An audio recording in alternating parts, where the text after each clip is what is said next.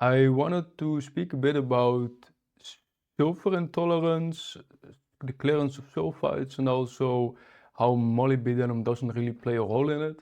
Mainly because in the past, after I got sick in 2022, I later developed a very strong sulfur intolerance that I first noticed when I went to this restaurant. I went to this restaurant with my girlfriend, right? And everything was fine. It was probably the first time I was in a restaurant again after my period of sickness. I wanted to kind of celebrate. I hadn't had alcohol in like 6 months, and then we were sitting there, and I thought to myself, yeah, I'm gonna get a glass of red wine, and I'm gonna get a big steak, and then because I always liked red wine and steak. So I was sipping this red wine, and I can tell you, like after the first sip, I felt this just very weird kind of anxiety creeping up, and there's a brain fog. Because I've never had sulfur intolerance in my entire life, I used to drink, like I could drink a bottle of wine, no problem. And so, I was sitting there with her. I didn't know what the problem was. You don't want to leave. You don't want to make a big deal out of it that you're having a bit of anxiety either, right? When you're sitting there with your girlfriend. And I was I didn't know what was going on. So I was just sipping this wine, eating this steak. I was getting more and more anxious. And yeah, well, of course it turned out all right. But later I was looking into why this was happening, and I came to the conclusion I was then certainly sulfur intolerant or sulfite intolerant.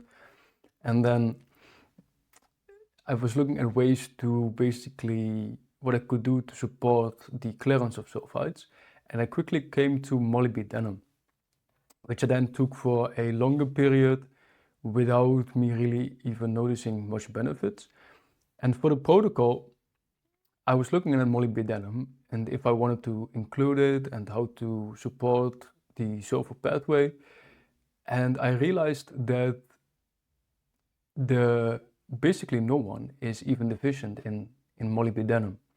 So the average diet gives you about 100 micrograms, and the RDA, so what you need on a daily basis for molybdenum, is about 50 milligrams. Right? So you get double the RDA in a standard diet. Then there's also the fact that taking molybdenum, the hypothesis for me was that taking molybdenum back then, at least, taking molybdenum would, because it's so I'll first explain why people take molybdenum. The clearance, so you've got this transsulfuration pathway, right? That is often upregulated in people that have had oxidative stress for a long time. That is because a byproduct of the transsulfuration pathway is cysteine, and the cysteine is needed to build your glutathione, which will help you against oxidative stress.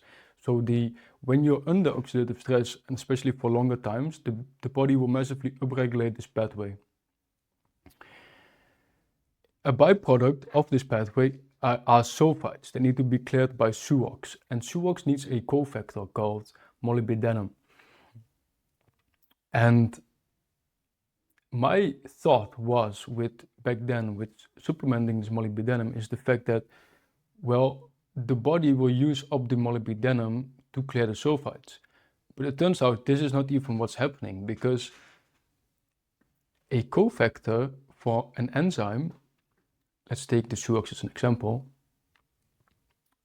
So in the case of SUOX, the enzyme already has the molybdenum, and the molybdenum just facilitates the reaction that's needed to clear the sulfides, which is the transfer of electrons, right? But it just stays there. It stays on the SUOX enzyme. It doesn't disappear. It doesn't get used up. It's just on there, right? You're not even using it up, so you don't need the extra molybdenum. most supplements are also dosed too high in molybdenum. You will often see supplements excuse me, I almost started talking German there. You will often see them supplemented or dosed at 500 milligrams, micrograms, which is a lot, which is too much. And at doses like these, the molybdenum can actually have some negative effects on the body as well. To explain this, I quickly also want to talk about the whole sulfation thing, because, you know, back then I always thought the clearance of sulfides is like one of the most important things. I didn't even really understand what sulfation was, but sulfation is actually a very important detox mechanism to the body. It's a detox mechanism like, for example, a glutathione reductase, like a glucuronidation, like methylation, right? And sulfation has important jobs like declaring of hormones, estrogen, testosterone and others, and then the clearance of xenobiotics, for example, medicines and such. And the whole point of the transsulfuration pathway is actually to also create sulfate that is then used to create something called PAPs, so PAPS. I know I don't want to go too much into detail because it is quite complicated. But this PAPS, is then used as a fuel for your detox pathway sulfation, right? So this is something to keep in mind. High doses of molybdenum kind of trick the pathway because it looks like a sulfate molecule. So the body is trying to create PAPS with this now fake molybdenum molecule. So it's attaching two ATP molecules onto this molybdenum molecule.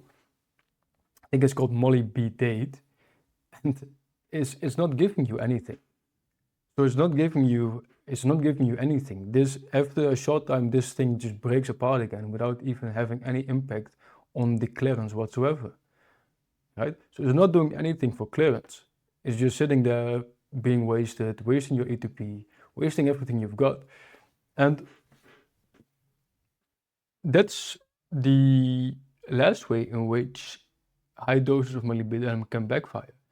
And so today, when I was looking at all of this, I realized, man, I am definitely not going to include molybdenum into the protocol because it's not going to do anything important.